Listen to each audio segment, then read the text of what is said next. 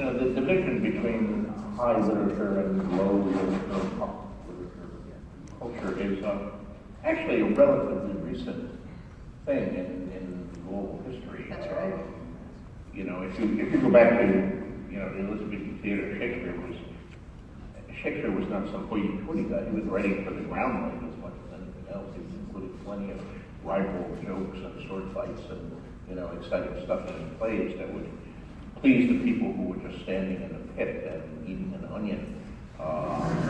They might throw that onion, and they were very conscious of audience reaction.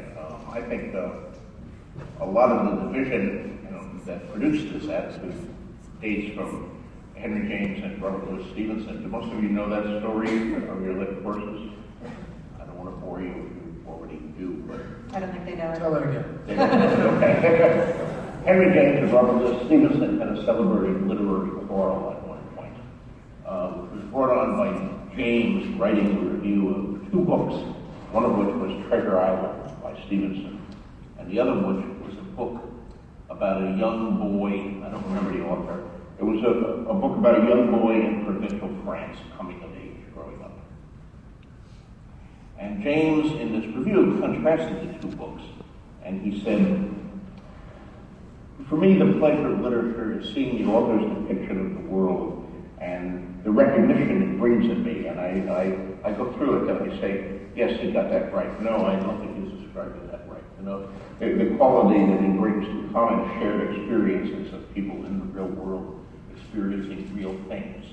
And in the case of these two books, he said, well, the Treasure Island is far more accomplished, the prose is better, it's altogether better written, but it's very unrealistic. And he said the French book, despite all of its flaws, is about a child growing up, and that's the experience I have had. I have been a small child trying to come to terms with adulthood, so I have been a child. But I have never been a pirate hunting for buried gold and having sword fights and dealing with the black spot and yada, yada, yada. And so, therefore, even though Treasure Island is a more accomplished book, the French book is a more worthy book. It's a more serious book about a serious subject. And the other one is just sort of fun. Stevenson responded in the next issue of the magazine with a rather famous one-sentence thing here. Mr. James says that he has been a child, but he has never been a pirate hunting for buried gold. Then obviously he has never been a child. And James responded to that, and many other people got involved, and it became a very long literary debate, which the academic and literary establishment of the time subsequently decided that James had won. And from that point on, Stevenson and all of the Treasure Islands and kidnaps and Dr. Jekyll and Mr. Hyde and all this stuff was sort of consigned to genre literature, kiddie literature, fun for children, but not about serious subjects in the real world. If you want to be a serious writer, you have to write about, coming of age and problems in modern life and, things like that, hopefully as elegantly as possible.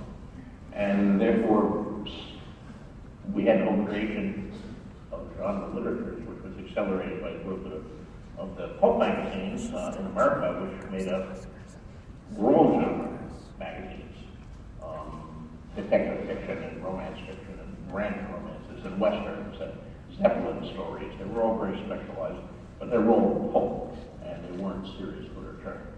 With all science fiction and fantasy writers, all mystery writers, all romance writers were all the literary descendants of Robert Louis Stevenson, while the people who write literary fiction are the literary descendants of Henry James. But I think, and I hope, that the two sides, having been separated for a century, are starting to come together again.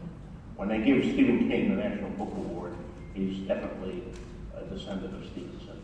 And that gives me great hope for the future.